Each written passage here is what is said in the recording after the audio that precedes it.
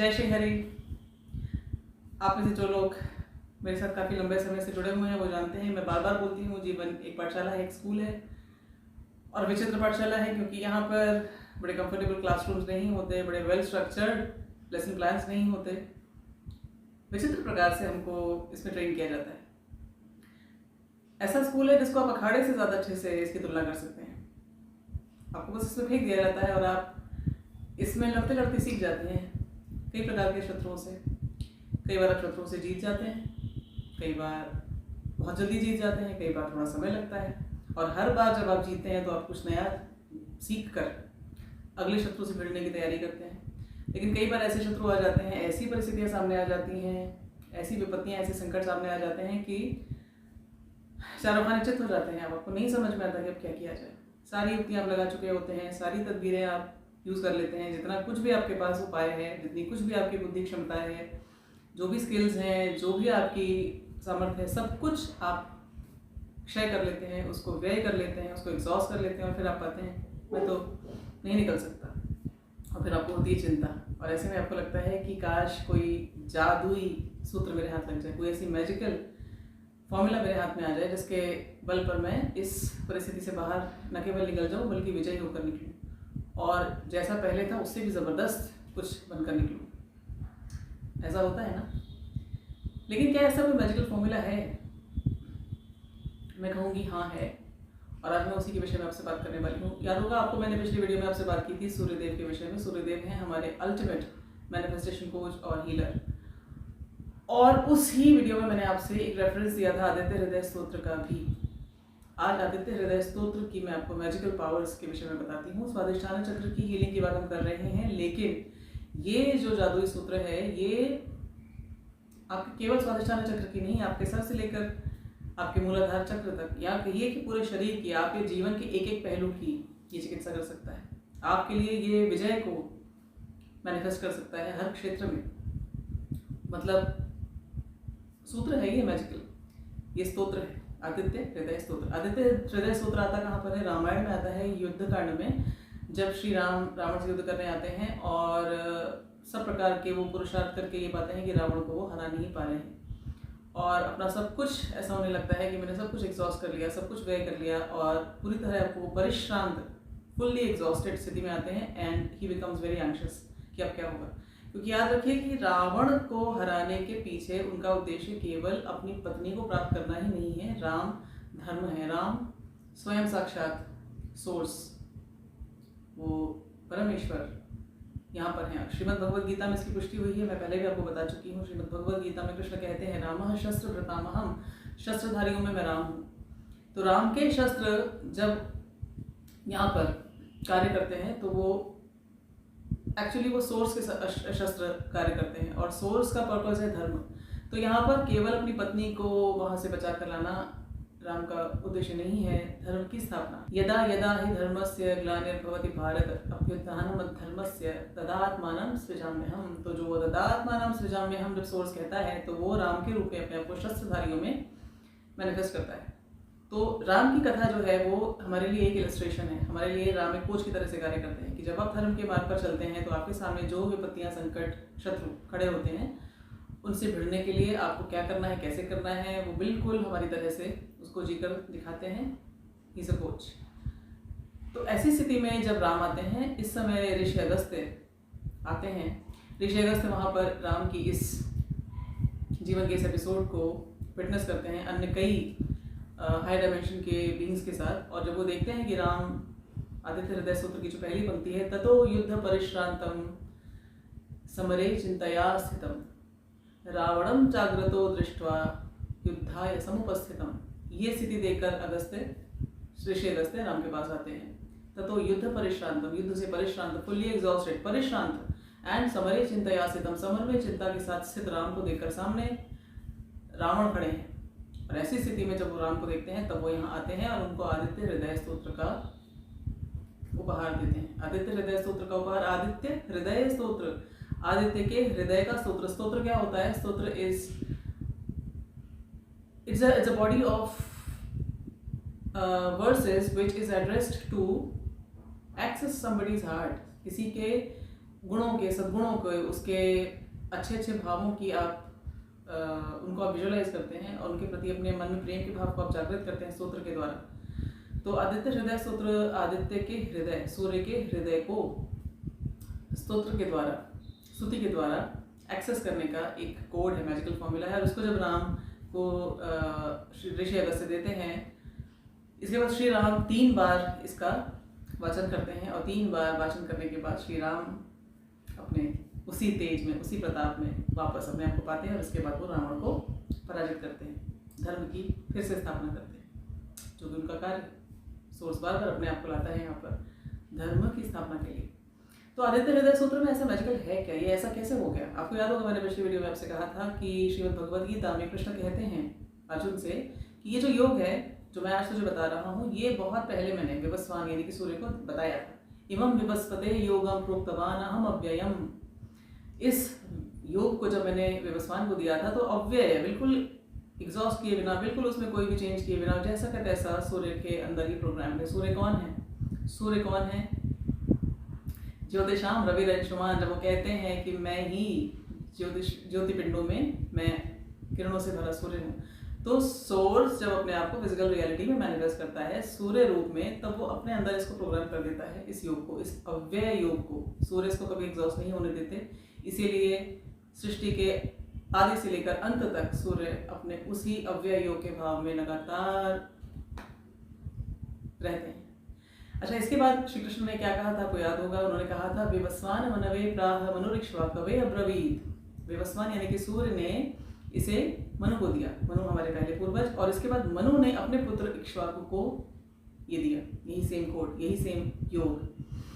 So what happens when Aditya Hridaya Stotra is given to Shri Ram? Shri Ram जब परेशांत अवस्था में, तो याद रखिए वो डिस्टॉर्शन की अवस्था में, मिसअलाइंड स्थिति में है, उनका स्व हट चुका है अपनी योग की स्थिति से। And this is just an illustration. हमें याद रखना होगा राम एक बहुत महान पूर्वज है, आप उन्हें ये ना भी माने कि वो सोर्स के डायरेक्ट मैनिफेस्टेशन है, अवतार हैं, परंतु एक बहुत महान पूर्वज है, extremely elevated state of consciousness के व्यक्ति हैं वो, और वो भी ऐसी स्थिति में आते हैं जब वो डिस्टॉर्टेड हो जाते हैं। तो आदित्य हृदय स्तोत्र जब इनको दिया जाता है तो क्या होता है? विवस्वान मनवे प्राह मनु ऋक्ष्वाकवे अब्रवीत। विवस्वान ने मनु को दिया, मनु ने इक्ष्वाकु को दिया। इक्ष्वाकु कौन है? सूर्य देव के द्वारा जो योग की शिक्षा दी गई, इसके तीसरे रेसिपिएंट हैं ये, और इसी के साथ साथ श्री राम के वो सबसे पहले पूर्वज हैं। राम इक्ष्वाकु वंश के क्षत्रिय हैं, राम सूर्य वंश के भी क्षत्रिय हैं। तो राम डायरेक्टली कनेक्टेड है सूर्य के साथ भी और इक्ष्वाकु के साथ भी, और मनु के संतान होने के कारण वो मनु के साथ भी कनेक्टेड है। स्वादिष्ठान चक्र पर होती है मेरी मैं की चेतना, मैं की चेतना यानी कि मैं से जुड़ी हुई हर एक चीज़, यानी मेरा की चेतना, वो भी वहीं पर है। सो व्हाट हैपेंस इज, जब आदित्य हृदय स्तोत्र श्री राम को दिया जाता है तो श्री राम के भीतर जो वो चेतना है, जो विवस्वान के कोर में वो योग की स्थिति है, उसको रिवाइव करती है। मनु के पास वो जो सेम वही स्थिति दी गई, वही चीज़ दी गई, उसको भी रिवाइव करती है। इक्ष्वाकु जी को जब दी गई वो स्थिति को भी रिवाइव करती है। 3 बड़े बड़े पर्सनेजेस ये इनसे डायरेक्टली कनेक्टेड है, इनके स्वादिष्ठान चक्र पर मेरा के एसोसिएशन से ये एस्टैब्लिश्ड है ये तीनों। तो जब आदित्य हृदय स्तोत्र वो उनके लिए रिवाइव किया जाता है तो ये खटाखट रिवाइव होना उनके लिए बहुत बहुत बहुत सरल होता है। तो सूर्य की जो स्थिति है, सूर्य का जो प्रभाव है, ये इनके अंदर तुरंत आता है। ये जो अव्यय योग है जिसको सूर्य ने अपने कोर में धारण किया, हृदय का अर्थ होता है कोर, और हृदय स्तोत्र है यानी हृदय को एक्सेस करना है आपको। तो राम सूर्य के हृदय में, उनके कोर में ये जो योग प्रोग्राम है उसको एक्सेस कर लेते हैं इस आदित्य हृदय स्तोत्र के बाद, और उसके बाद 3 वचन के बाद वो वापस आ जाते हैं अपनी उसी योग की महाअवस्था में। तो श्री राम के लिए जो मेमोरी रिवाइव होती है, आदित्य के गुण जो बताए जाते हैं उससे उनको आदित्य का जो स्टेट ऑफ बीइंग है, सूर्य का जो स्टेट ऑफ बीइंग है, उसको वो अपने अंदर मैनिफेस्ट कर लेते हैं। हम उनसे भी ज़्यादा भाग्यशाली हैं क्योंकि हमारे पास उन कनेक्शंस के अलावा और भी कनेक्शंस हैं।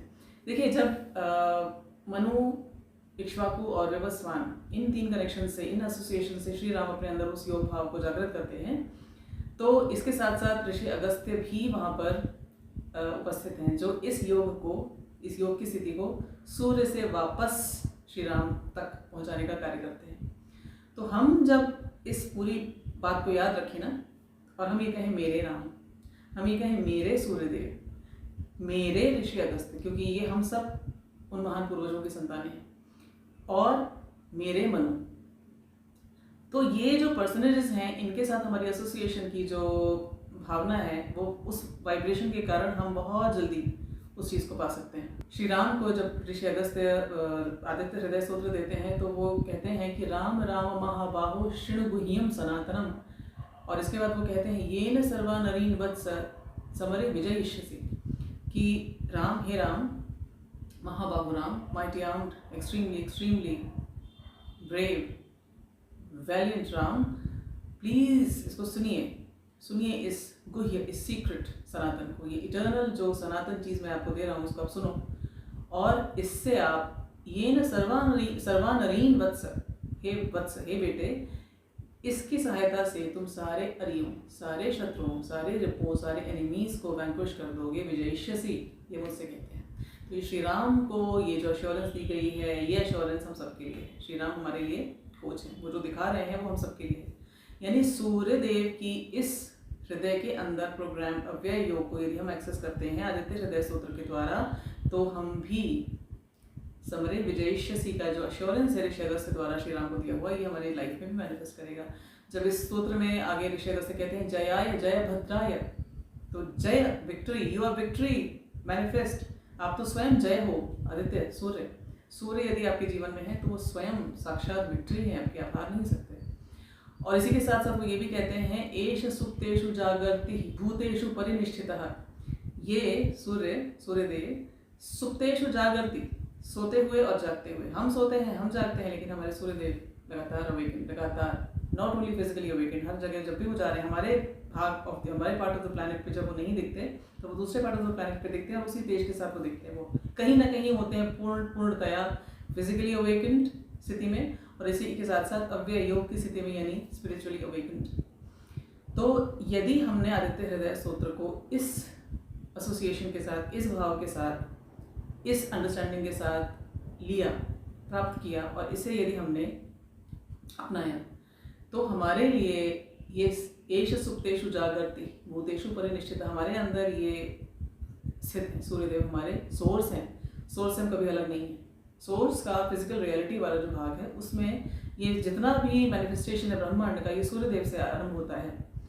तो सूर्य शक्ति जो है, इसकी एलिमेंट को हम जगा लेते हैं यदि हम आदित्य हृदय स्तोत्र को पढ़ते हैं, और वो हमारे लिए सोते जागते हर समय कार्य करता है।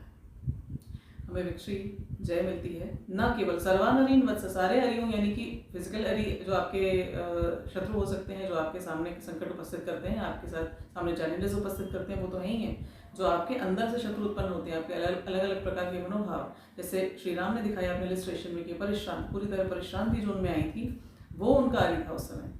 चिंता जो थी वो उनका आरी था। रावण तो एक खाली मैनिफेस्ट सामने एक फिजिकल शत्रु थे, लेकिन असली शत्रु जिनसे हमें जीतना था वो उनकी चिंता और उनकी परेशानी, उनकी वो एग्जॉस्शन वो थी।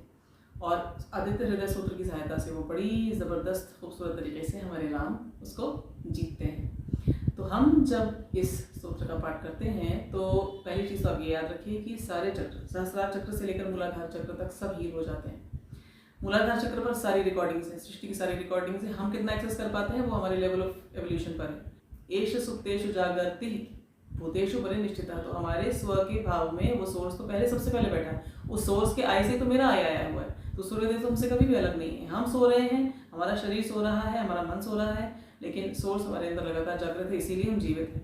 तो सूर्य का एलिमेंट हमारे अंदर काम तभी करने लगेगा जब हम अपनी तरफ वाला स्विच ऑन कर देंगे। वहाँ से तो वो स्विच लगातार ऑन है, पावर सप्लाई लगातार चल रही है, ट्रांसफार्मर से आ रही है पावर, सोर्स से आ रही है पावर, बस बिजली घर से आ रही है पावर। हम अपना स्विच ऑफ करके बैठे हैं, तो हमको केवल स्विच ऑन करना है, और वही स्विच ऑन करने का कार्य करता है आदित्य हृदय स्तोत्र। आदित्य के एक एक गुण को, सूर्य के एक एक गुण को उसमें इतने सुंदर तरीके से बताया गया। ऋषि अगस्त्य ने कहते हैं, ऋषि तु मंत्र दृष्टा रह न तो करता रहा। यानी ये जो स्तोत्र था, ये क्लैरवॉयंस के साथ वो खटाखट खुद परसीव करते थे, कुछ क्रिएट नहीं किया उन्होंने, कोई कविता नहीं की है। ये मंत्र की भी यदि बात की जाती है कि वो मंत्र जो देख सकता है वो ऋषि होता है। मंत्र की रचना नहीं करता ऋषि, क्योंकि सब कुछ जो एग्जिस्ट करता है रियल एसेंशियल, उसको परसीव करने वाली दृष्टि चाहिए, और वो उन ऋषियों के पास होती है। तो इन्होंने इसको जो परसीव किया है वो सीधे सीधे आदित्य हृदय से, आदित्य के कोर से, वो कैसा है आदित्य, उसकी एक एक सूर्य की एक एक गुण को उन्होंने अपने अंदर धारण किया और अपने माध्यम से अपने द्वारा राम की ओर उसको प्रक्षेपित किया। राम ने उसको अपने हृदय में धारण किया, उसको 3 बार उन्होंने रीअफर्म किया और इसके बाद मिराक्युलसली उन्होंने रावण जो अजेय थे उन पर विजय पाई। अगर आप केवल आदित्य हृदय स्तोत्र को ये समझकर कि मैं अपने बहुत सारे महान अपनों के साथ अपना कनेक्शन स्थापित कर रहा हूँ, मैं वापस आना चाहता हूँ अपनी अनडिस्टॉर्टेड स्टेट ऑफ बीइंग में, मैं सब अपने लिए सब कुछ खूबसूरत मैनिफेस्ट करना चाहता हूँ, मैं विक्टोरियस होना चाहता हूँ जीवन में, और आप सही रास्ते पर हैं। सबसे बड़ी शर्त यही है, यदि आपको सूर्य से चाहिए वो सबसे बड़े कोड से चाहिए ना लेसन, वो असली प्रोग्राम कोड फॉर मैनिफेस्टेशन, तो आपको इस भाव में रहना पड़ेगा जिसमें सूर्य देव है, पूरी तरह सात्विक एंड पूरी तरह धर्म के मार्ग पर। सो सहस्रार से मूलाधार तक की हीलिंग है आदित्य हृदय स्तोत्र का कार्य, और बहुत जल्दी इस हीलिंग को मैनिफेस्ट करते हैं सूर्यदेव, क्योंकि वो एष सुप्तेषु जागृति भूतेषु परिनिष्ठित, हमारे अंदर वो परिनिष्ठित है। इस समय जब मैं आपसे बात कर रही हूँ, जब मेरे वाले भाग में रात है, तब भी मेरे अंदर मेरे सूर्यदेव जागृत हैं, वो मेरे साथ हैं हर समय, और वो मेरी जीत के लिए वो मेरे कोच हैं, मेरे ट्रेनर हैं, वो चाहते हैं कि मैं जीतूँ। और ये श्रीमद् भगवद गीता में देखकर ही साफ समझ में आता है कि वो स्रोत चाहता है कि हम में से हर एक व्यक्ति जीते। ये जीवन की जंग, ये समरे विजयिष्यसि, ये न सर्वानरीन वत्स समरे विजयिष्यसि। जब ये कहते हैं अगस्त्य श्री राम से, ऋषिगस्त्य श्री राम से आदित्य का वास्ता देते हुए, तो वो हम सबके लिए है, क्योंकि आदित्य ने मनु को ये पाठ दिया था। इसका मतलब है कि मनु की एक एक संतान के पास ये पाठ पहुंचना चाहिए कि सूर्य हमारे लिए अल्टीमेट मैनिफेस्टेशन कोच और हीलर ही नहीं, बल्कि मैनिफेस्टेशन की विक्ट्री की गारंटी है। इसको अपनाइए।